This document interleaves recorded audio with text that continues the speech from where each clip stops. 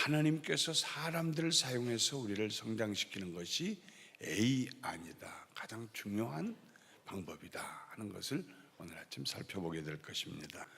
하나님께서는 사람을 우리가 성장하는 일에 있어서 우리를 도구로 사용하십니다.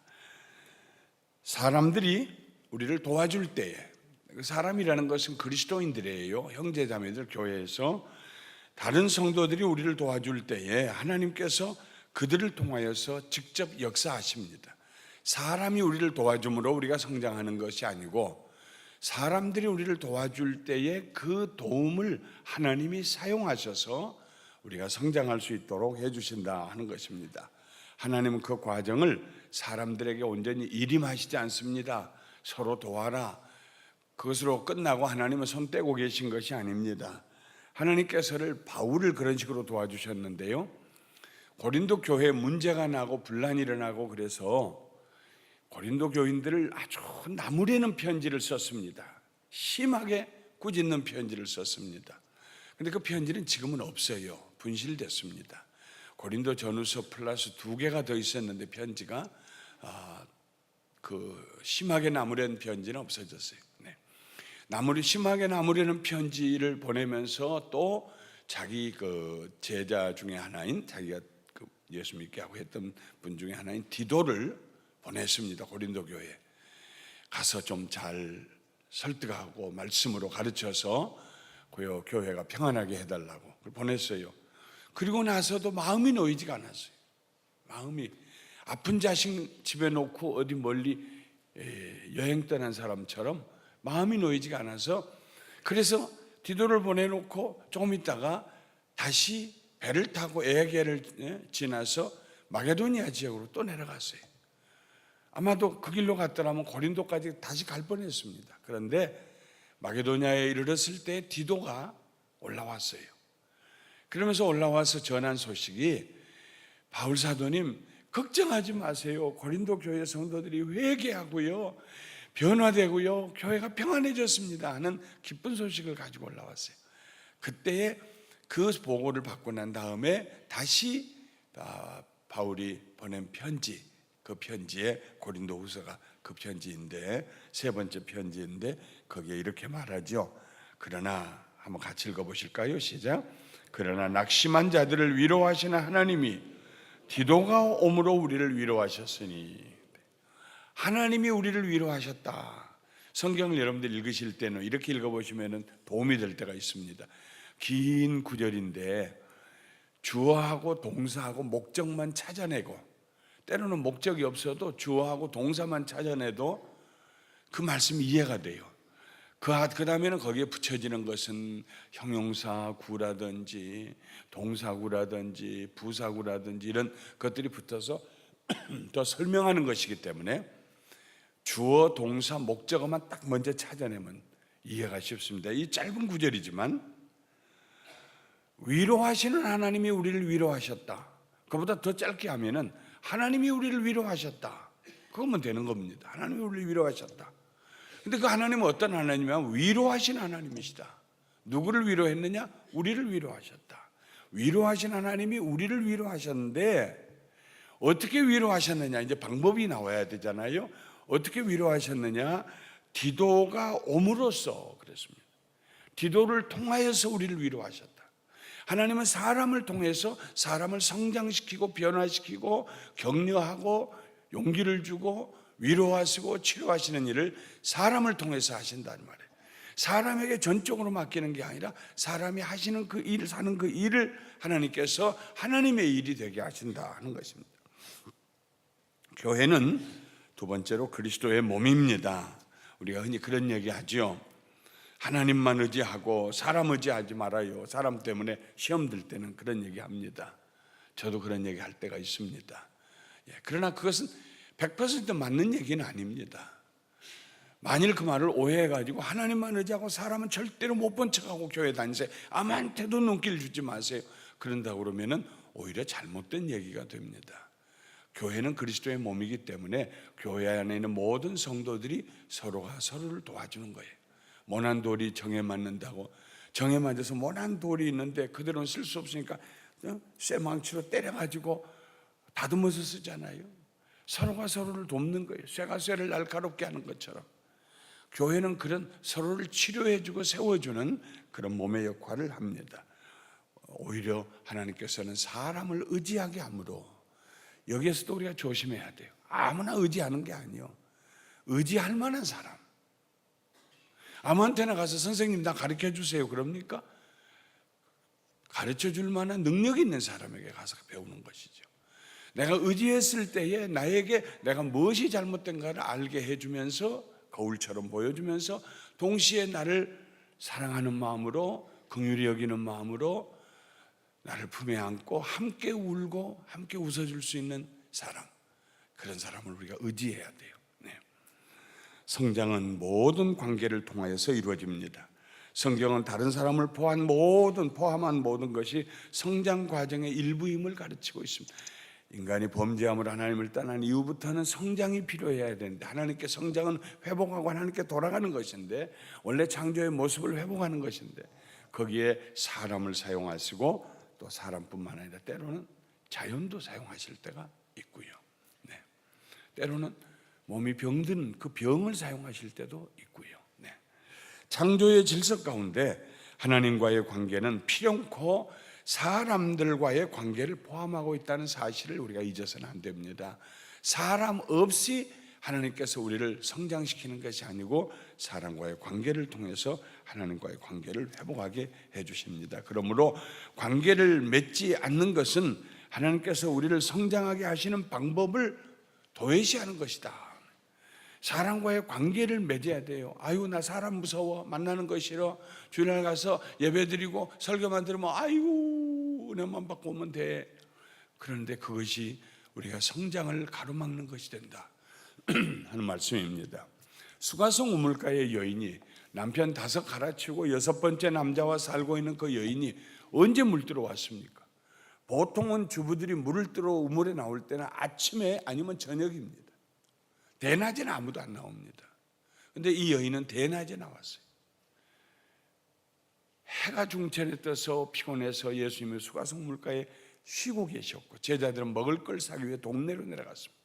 그때 여인이 나왔습니다. 왜 해가 뜨는 중천에 나왔을까요? 사람 만나는 게 싫어서, 사람들 보는 눈이 싫어서, 관계를 맺는 것이 싫어서 혼자 나온 것입니다.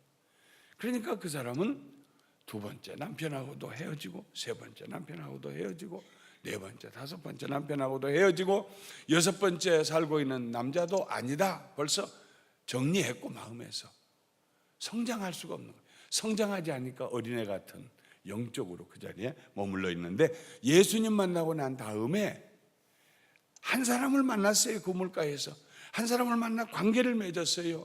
그분이 예수님입니다. 대화를 했어요. 메시아를 만났어요. 그리고 난 다음에 물동이 버려두고 동네에 들어가서 많은 사람들에게 와보시오, 내가 이제까지 살았던 내 삶에 대해서 얘기한 이분이 우리가 기다리는 메시아가 아닙니까 하고 외쳤습니다. 더 많은 사람들과 관계를 맺고 그 관계를 통해서 그가 성장한 것을 보여주었습니다. 자, 그 다음에 있는 말씀이 오늘 우리가 아침에 말씀 나누려고 하는 요점입니다. 성경적 성장은, 큰 소리로 한번 크게 읽어요. 시작. 성경적 성장은 다른 사람들을 하나님의 도구로 포함시키도록 계획되었다. 성장 과정이 효과적이면서도 성경적이려면 그리스도의 몸이 반드시 포함되어야 한다. 몸을 배제한 성장 과정은 성경적이지도 정통적이지도 않다. 가정에서 자녀들이 부모와 형제 사이에서 관계를 통하여서 성장해 갑니다. 고아로 세상을 사는 사람들이 참 고통을 받는 것이 뭐냐면요, 사람들과의 관계를 맺는 일이 굉장히 서툴게 된 것입니다. 다른 말로 하면 성장하지 못하는 어떤 것이 그 가슴 속에 남아있어요.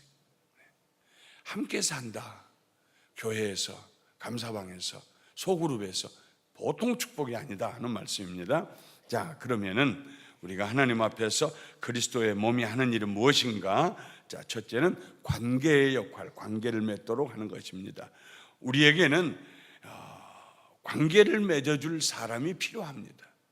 관계를 아마 지금쯤 여러분들께서 일주일이죠. 오늘 아침 목요일 지나면 금요일이니까 일주일 지금 7일째인데요. 지금쯤 여러분의 마음속에 나도 누구하고 좀 터놓고 얘기할 사람이 있었으면 좋겠다. 그런 느낌이 들지 몰라요. 아마 이미 누구에게인가 전화해가지고 혹시 제가 좀 만나서 얘기도 하고 좀 이렇게 의지할 만한 분이 돼주시겠습니까? 하고 전화하신 분이 계실지도 몰라요. 그런 전화를 받으신 분이 있을지도 몰라요. 네. 아무에게나 그런 전화를 하진 않을 것입니다. 평소에 쭉 봐왔는데 신뢰할 만한 분, 이런 분한테 전화를 할 거예요. 그런 분을 찾을 거예요. 관계를 맺어줄 사람이 우리에게는 필요합니다. 그 사람은 마음이 열려있는 사람, 얘기를 듣자마자 비평하려고 하지 않는 마음이 열려있는 사람, 이해하는 사람, 관용하는 너그러움이 있는 사람 뿐만 아니라 얘기 들어주는 것만큼 세상에 어려운 일이 어디 있습니까? 인내하는 마음이 있는 사람, 불쌍히 여기고 긍휼히 여기 마음이 있는 사람, 얘기해도 괜찮겠다 하는 안전한 사람, 그 다음에는 청지기의 직분을 하는 사람. 이런 관계를 맺기 시작하면요, 자기도 모르는 사이에 나를 의존하고 나에게 의지한 사람을 내가 소유하려고 드는 그런 경우가 생깁니다. 포제시브예요. 내가 소유하려고, 나한테만 의지해야 되고 나한테만 의존해야 되고, 그래서 그 관계가 이상한 관계가 되어버릴 때가 있습니다. 네. 그러지 아니하고 하나님이 내게 보낸 사람이기 때문에 나는 하나님의 심정으로 내가 이분을 도와야 된다 하는 청지기는 제사인 자기가 아니잖아요. 주인의 것이잖아요. 그런 성숙한 마음을 가진 사람 뿐만 아니라 신뢰할 수 있는 사람, 그분 자신도 물론 세상에 다 완전한 사람은 없습니다만은 그분 자신도 연약해가지고 내가 얘기한 걸 가지고 여기저기 막 또 더 덧붙여가지고 침대봉소?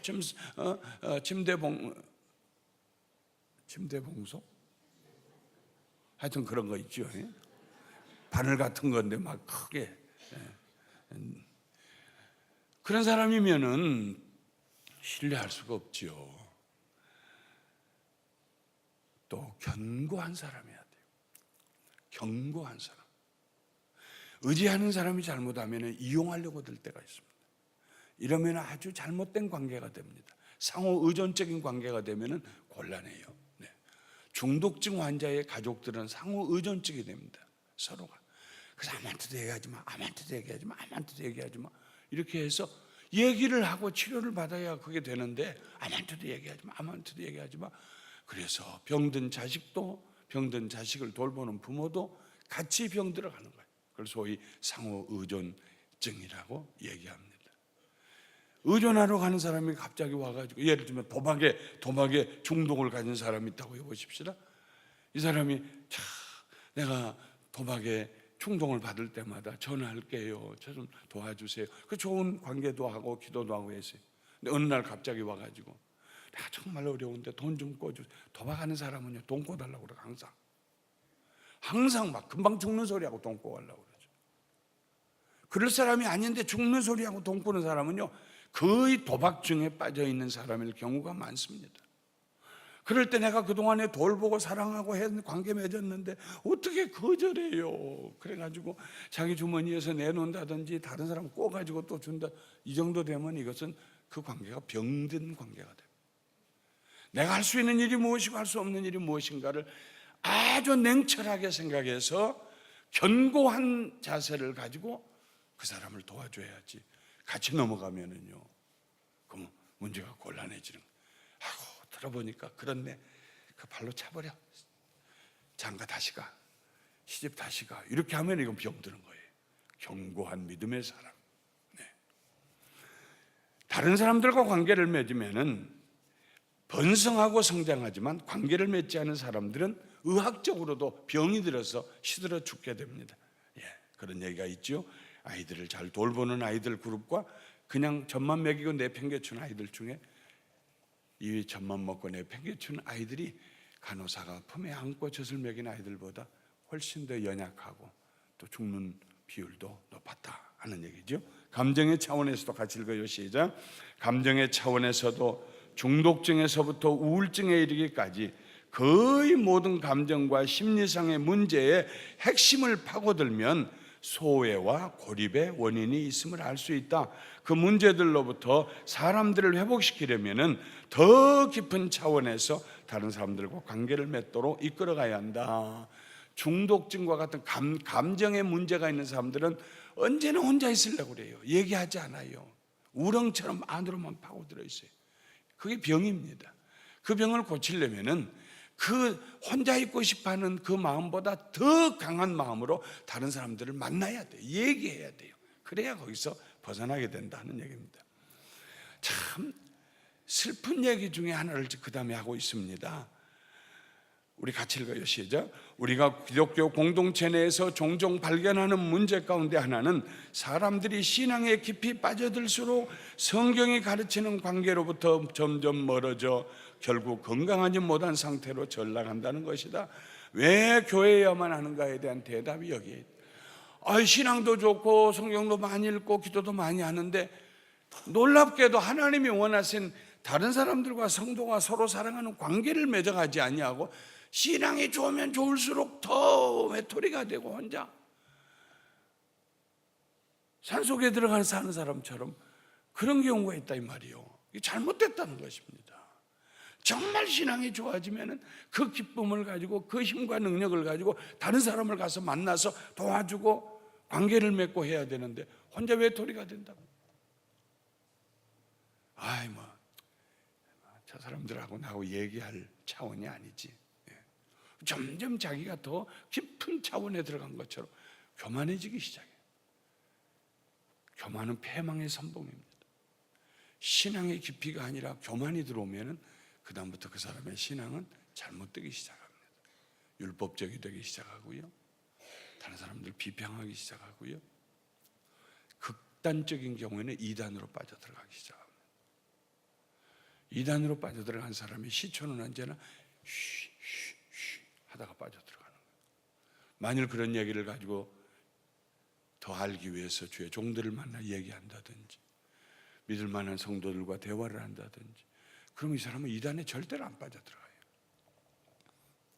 거기에 있는 성경 골로새서 2장 19절 같이 읽어요. 머리를 붙들지 아니하는지라 온몸이 머리로 말미암아 마디와 힘줄로 공급함을 받고 연합하여 하나님이 자라게 하심으로 자라느니라. 사람이 죽으면은요, 죽어서 몸이 다 살이 부패해서 다 떨어져 나가면은요, 그러면은 이 뼈들도 전부 나눠집니다. 전부. 돌아가신 지 한 50년 이상 되신 할아버지 묘를 다른 곳으로 옮긴다고 조그만 산을 사가지고 가족 묘지한다고 가서, 제가 어렸을 때 가서 이렇게 묘를 파고 하는 걸 봤어요. 참 물이 흐르지 않는 마른 땅에 이렇게 좋은 흙 속에 있어서 그냥 그대로 뼈가 남아있는데 뼈가 하나도 붙어있는 게 없어. 전부 나눠져 있어요. 그래서 뼈 조각을 하나씩 드러냈어야 됐어요. 우리 몸에 이 몸이 한 몸이 되어 있는 것은 이 마디가 있고 그 마디를 힘줄로 묶었어요. 리가먼트라고 하는 힘줄이 마디를 묶고 있기 때문에, 붙잡고 있기 때문에 몸이 하나가 되어 있는 것입니다. 그래서 그 힘줄로 공급함을 받고 연합해서 하나가 되어서 하나님이 자라게 하신다. 연합해야 자랍니다. 몸은 하나가 되고 연합해야 자라요. 교회가 성장하려면, 이건 교회가 숫자적으로 성장을 의미하는 거 아닙니다. 교회가 우리 아닙니까? 우리가 성장해서 그리스도를 닮아가려면 서로 연합해야 돼. 관계를 벗어나면 안 됩니다. 중독증이나 강박 행동은 중단되어도 관계가 좋은 관계를 맺지 못하면 그 중독증은 다시 돌아옵니다. 우울증도 다시 돌아옵니다. 네. 반드시 관계를 통해서 우리는 견고하게 서야 합니다. 진정한 욕구는, 같이 읽어요. 시작. 진정한 욕구는 하나님과 다른 사람들과의 관계를 비롯해 사람들을 통해 이루어지는 그분의 역사를 통해서만 해결될 수 있다. 그러므로 우리는 관계를 성장의 기초로 삼아야 한다. 관계를 통하여 다른 사람을 하나님이 사용하심으로 우리를 성장시키신다 하는 것입니다. 소외감은 중독 증세를 부추깁니다. 소외감 속에 빠질수록, 혼자 있을수록 병은 깊어집니다. 관계가 단절되면 소외감이 증가되고, 사랑을 받고 싶은데 혼자 있으니까 다른 것에서 사랑을 받으려고 다른 데 눈을 두게 되죠. 그게 중독에 빠지는 것, 죄에 빠지는 것입니다. 교회 안에서는 관계가 형성이 되고, 교회는 바로 훈련과 성장의 체계를 이룹니다. 하나의 시스템이요. 교회는 시스템입니다. 젤이라고 하는 사람이 제가 하고 있는 이 책은 저자가 둘이잖아요. 한 사람은 헨리 크라우포드고 다른 사람은 존 타운센드인데, 이 두 사람이 서로 챕터를 번갈아 가면서 썼던 것 같아요. 그런데 거기 한 챕터, 오늘 우리가 한 이 챕터에 제리라고 하는 사람 얘기가 나와요. 제리가 와서 말했습니다. 아마 이 챕터는 존 타운센드가 쓴 것 같은데, 존에게 와서 말했어요. 존, 나는 나는 자기 훈련이 필요한 것 같아요. 셀프 트레이닝. 나는 좀 성숙하기 위해서 자기 훈련이 필요한 것 같아요. 그러니까 존이 말하면 좋지요. 그런데 어디서 훈련 받으려고 해요? 하고 물었어요. 그러니까 제리가 대답하기를 나 스스로 훈련해야지요. 존이 대답했습니다. 내가 보기에 당신은 훈련을 못 받을 것 같군요. 그러면서 했던 얘기가 우리 이 31페이지 위에 있습니다. 이 존이 했던 얘기, 이 말을 듣고 제리가 깨닫고 관계 속으로 들어온 그 얘기입니다. 자기 훈련은, 크게 읽어요. 시작. 자기 훈련은 항상 다른 사람들을 통한 훈련의 결과라네. 어떤 사람들은 일찍부터 다른 사람들을 통해 훈련을 받고 그것을 자신의 인격 속에 내면화시키지. 어린아이들을 훈련시키잖아요. 혼자 어떻게 어린아이들이 훈련해요? 부모가 훈련하죠. 때리면 안 된다. 이거 하나만 가져야 돼. 다음에 하자. 이게 모든 게 다 훈련입니다. 그러면 성장해 가는 것입니다. 훈련은 관계 속에서 받는, 혼자 되는 거 아닙니다. 혼자 마음 먹어도 사흘 만에 다시 없어지고 말아요. 그리스도의 몸이 힘을 합쳐서 누군가를 도와, 그리스도의 몸은 교회입니다. 교회에서 몇 사람이라도 힘을 합쳐서 누군가를 도와 그의 삶을 통제할 수 있게 해준다면, 훈련은 자기를 통제하는 것입니다. 훈련의 목적은 자기를 통제하기 위해. 그래서 자기를 통제할 수 있게 해준다면 하나님은 그들 가운데 함께 하심으로 하나님의 계획 안, A 안이 성취되게 된다 하는 것입니다. 우리를 향한 우리를 성장시키려는 하나님의 계획 A 안, 플랜 A는 관계를 통해서 우리를 성장시킨 것이다 하는 말씀입니다. 삶 속에서 자기 통제가 필요한 부분이 있다면 다른 사람들을 통한 훈련의 중요성을 고려해 보아야 합니다.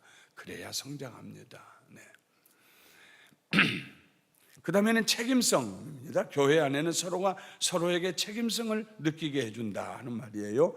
그룹에서 저지른 잘못에 대하여서 질문을 받고, 왜 그렇게 하셨습니까? 왜 그렇게 생각했습니까?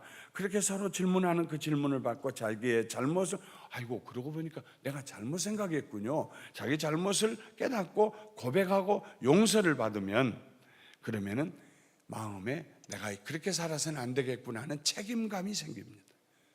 이런 그룹의 도움이 없이 책임감만 가지라고 하면은요, 혼자 자기 훈련하는 것처럼 불가능하게 돼요. 자기만 못됐다, 내가 잘 못한다, 나 자꾸 넘어진다, 이것만 보이지 성장할 수 있는 능력은 얻을 수가 없게 되는 것입니다. 도와주는 지지그룹이 필요합니다. 깨닫게 해주고 격려하고 도와주는 지지그룹이 우리에게 필요하다. 교회는 그런 곳이다 하는 것입니다. 교회는 네 번째로 용서와 은혜를 체험하게 한다 하는 것입니다. 은혜는 값없는 호의처럼 밖에서 오는 것입니다. 은혜는 자기 속에서 일어나는 거 아니에요. 밖에서 와야 돼요. 하나님께서 은혜를 베푸시기 위해서 사용하시는 외부의 힘이 있는데 그것이 바로 사람들입니다.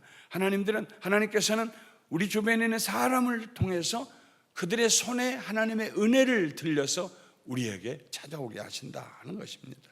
그렇기 때문에 사람들은, 아까 우리가 베드로전서 4장 10절 이하 읽은 것처럼, 모든 사람들은 각각 하나님에게서 받은 것처럼 하나님이 주신 은사를 사용해서 선한 청지기 같이 서로 봉사하라 했습니다. 어떤 사람은 다른 사람의 말을 듣고 도와줄 수 있는 그런 능력을 가진 사람이 있어요. 어떤 사람은 도움이 필요한 사람이 있어요. 그러나 도와줄 수 있는 능력을 가진 사람도 결국은 어느 때인가는 아니야 오늘은 나 좀 도와줘야겠어 하고 다른 사람의 도움을 필요로 할 때가 옵니다. 왜냐하면 우리는 다 도움을 필요로 한 성장해야 될 사람들이기 때문입니다. 용서, 하나님의 사랑과 영접, 은혜 안에서의 신분을 비롯한 교리들은 머리에서 끝나는 게 아니라 가슴으로 경험이 돼야 돼. 지식은 머리로 들어가고 경험은 가슴에서 이루어지는 것입니다. 하나님의 사랑과 연결되려면 다른 사람들이 필요할 뿐만 아니라 우리 마음을 그들에게 내어놓아야 돼요. 거짓말하고 계속 꾸며서 다른 말을 하면은요 아무 일도 안 일어나요. 정직하게 자기 마음을 내놓아야 돼. 정직하게. 그때부터 성장이 시작이 됩니다. 성장하려면 마음을 터놓고 솔직한 관계를 맺어야 합니다. 치유는 마음속 깊은 곳에서 교제가 이루어질 때 비로소 가능합니다. 고린도 전서 6장 11절부터 13절에 보면은 바울 사도가 이런 얘기를 합니다. 고린도 교인들이 바울에 대해서 마음을 닫고요, 오해를 하고요, 그렇게 해서 교회가 막 여러 갈래로 나눠지고 그랬을 때 바울이 한 말을 긴 11절부터 13절 세 절을 요약해서 중요한 것을 얘기한다면 이런 얘기입니다.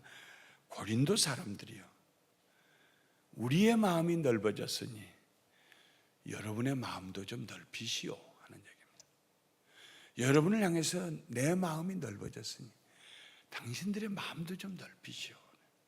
서로 마음을 넓힐 때 숨기지 아니하고 성장이 가능하다.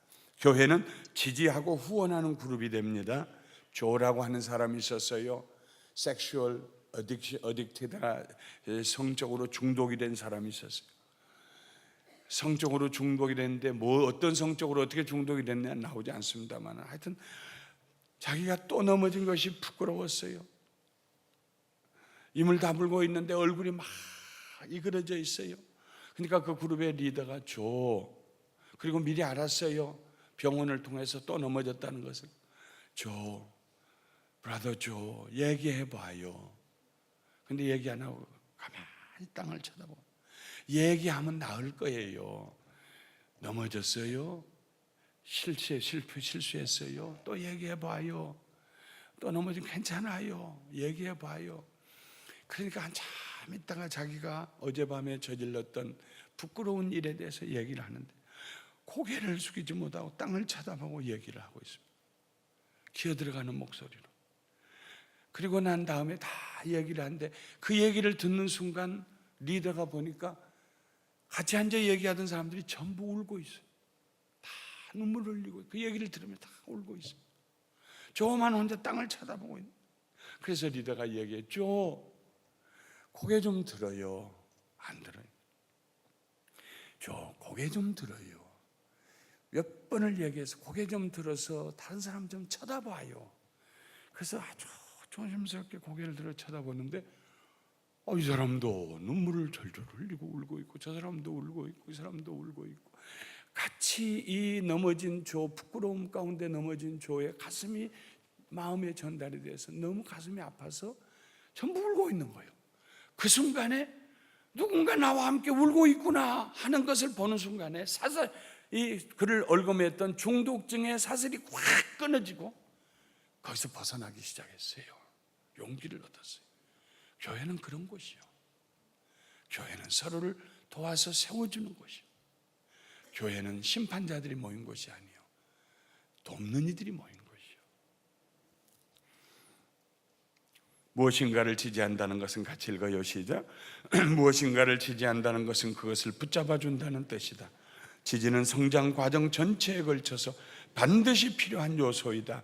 지지와 후원은 슬픔과 시련과 성장의 고통과 같은 어려움을 능히 극복해 줄 수 있는 힘을 준다. 지옥이 같이 읽어요. 시작. 지옥이 총력을 기울여 우리를 공격해도 그분의 몸인 교회는 모든 공격을 이길 수 있다. 교회를 이길 수 있는 것은 아무것도 없다. 교회는 영적으로 지지하는 그룹이 되어 서로에게 치유와 보호와 성장의 능력을 공급해 주기 때문이다. 그러나 교회 밖에는 위험이 도사리고 있다. 왜 교회에 나와야 된다고 얘기하냐면 교회 안에서 이길 수 있는 힘을 얻기 때문입니다. 교회는 그 몸의 일부가, 지체가, 누군가가 상처를 받았다, 자기가 잘못해서 넘어졌다, 어떤 그런 일이 있을 때요, 벌떼처럼 일어나는 게 교회예요. 우리 몸이기 때문에 그를 돕기 위해서 함께 기도하고 그에게 필요한 조언을 해주고 필요한 것이 있으면 공급해주고, 우리 몸에서도 어딘가가 상처가 나면은요, 몸에 있는 모든 치료하는 능력이 거기로 다 모여듭니다. 소염 증세를 소염 효과를 나타내서 염증이 없도록 그냥 백혈구도 그쪽으로 막 가고요, 그냥 적혈구가 가서 싸워가지고 그냥 고름이 생기는 거, 그 치료의 과정인 것입니다. 그리스도는 보면 그런 일을 합니다. 교회 내에서 사랑으로 견책을 받는 신자들의 삶 속에서 의로 고치세요. 신자들을 아니고 신자들의 삶 속에서 죄에 감염된 부분이 치료되고 그러한 징계와 지원 체계를 통하여 죄에 대한 항체가 형성이 됩니다.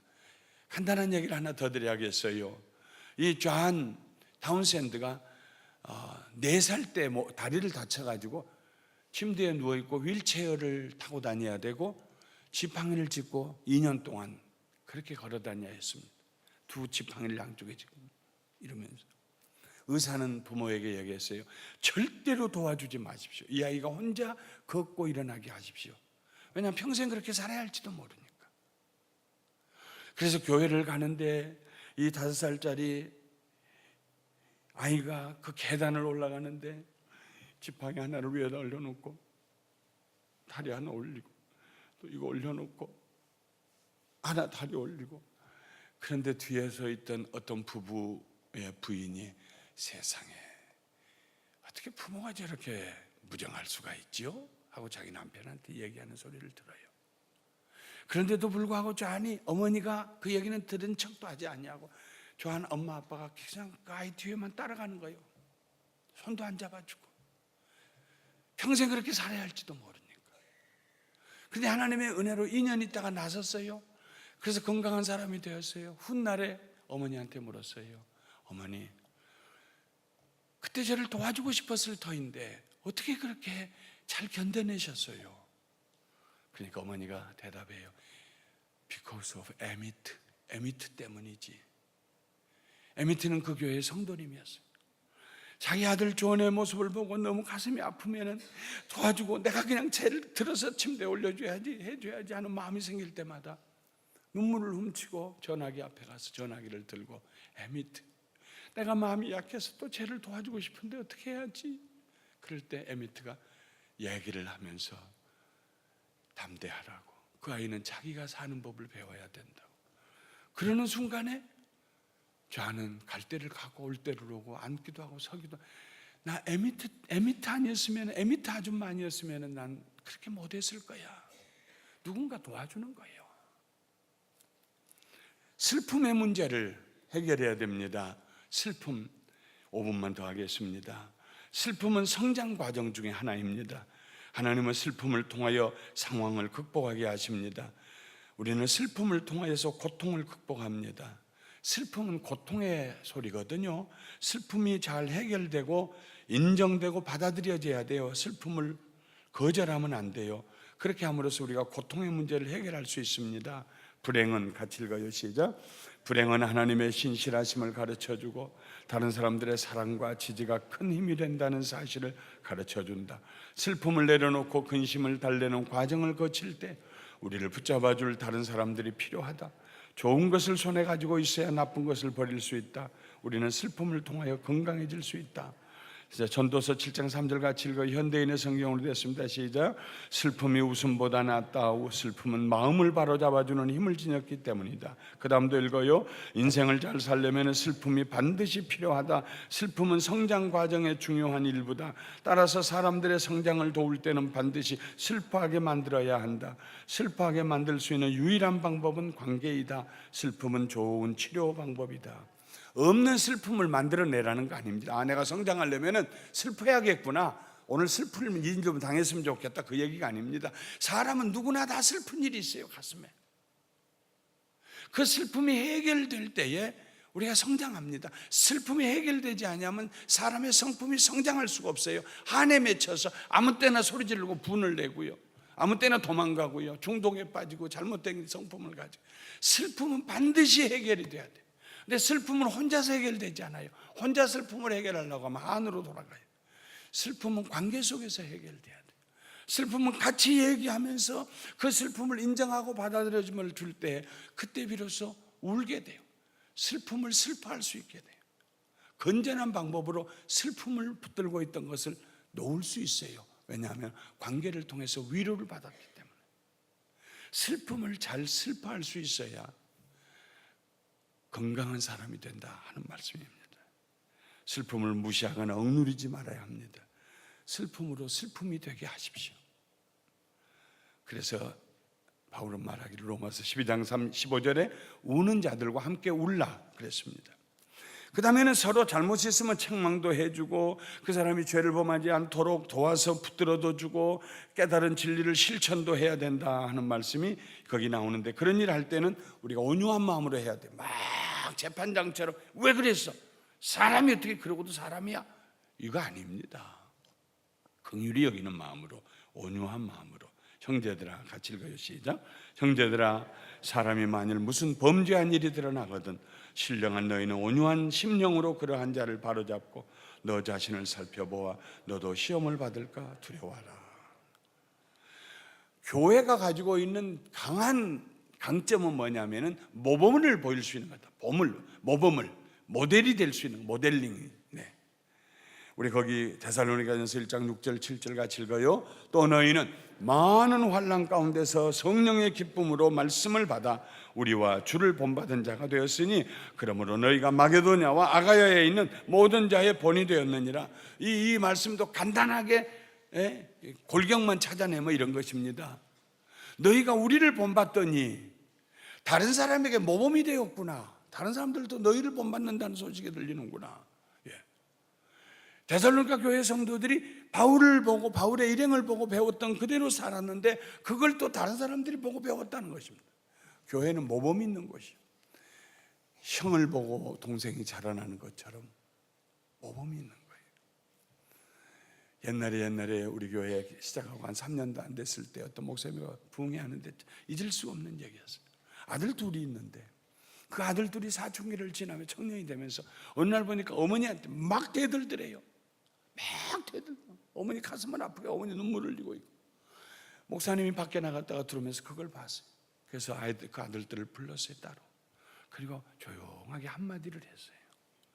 얘들아, 나도 너희 엄마한테 그렇게 하지 않는데 너희들 왜 그렇게 하니? 이 한마디로 아이들을 바꿔놨어요. 아버지도 그렇게 하지 않는데. 남편 복 없는 여자가 자식 복 없다는 말, 그 말이 옛날부터 사람들이 경험에 의해서 만들어낸 진리입니다. 남편이 부인한테 잘해주고 인격적으로 대우해주고 여보 그랬어요 하고 하는데, 자식들이 어떻게 부인들한테 엄마한테 함부로 할 수 있어요? 교회는 서로가 모범을 보이는 곳입니다. 모든 사람들은 다 불완전합니다. 고난은 보편적인 현상입니다. 완전한 사람은 없어요. 나만 겪는 문제가 아니라고 생각할 때, 간증을 들을 때 우리가 성장하게 됩니다. 간증은 고난을 이겨낸 이야기입니다. 그 얘기를 듣고 나도 이길 수 있다 이런 생각을 하게 된다는 것입니다. 교회 안에서 다른 사람들이 당하는 고난 어떻게 이겼나는 걸 보면서 세 가지 유익을 얻는데, 첫째로 부끄러움이 사라져. 내가 부끄러운 수치스러움이 사라져. 두 번째, 자기가 더 발전해야 될 기준을, 현실적인 기준을 무언가를 더 파악할 수 있어요. 꿈 같은 얘기 천사가 갑자기 들려고 하잖아요. 셋째는 희망을 가지고 문제 해결할 방법을 찾을 수가 있습니다. 우리가 서로 제자 훈련, 1:1 양육 이런 일을 통해서 배우고, 그리고 우리는 새로 탄생해야 돼요. 이거 우리가 알아야 됩니다. 내가 조금씩 변화되어 가지고 완전하게 돼야 되지 아니고, 기독교의 신학은 탄생의 신학입니다. 거듭남이요. 이분이 얘기하는 것에 제가 동의하면서 참 좋았던 얘기 중에 하나는 우리는 매일 거듭나야 합니다 하는 거예요. 예수 믿고 거듭나 우리가 하나님 자녀가 되지만 그리스도 안에서 성령의 도우심으로 매일 거듭나요. 저는 우리 교회는 앞으로 하나님의 A안이 실천될 수 있도록 의지할 수 있는 사람, 서로 도울 수 있는 사람을 금년 내내 우리 교회는 세워주려는 것이 제 목표입니다. 그래서 하나님께서 감사하는 교회는 내 플랜 A가 잘 이루어지는 곳이다, 그런 교회가 될 수 있도록 여러분들도 그렇게 성장하고 도와주시기 바랍니다. 오늘의 묵상 같이 읽겠습니다. 내 속에 치료받지 못하고 숨겨있는 슬픔이 있는가? 나는 그 슬픔을 나눌 사람이 있는가? 이런 사람 만나게 해달라고 하나님께 기도하십시오.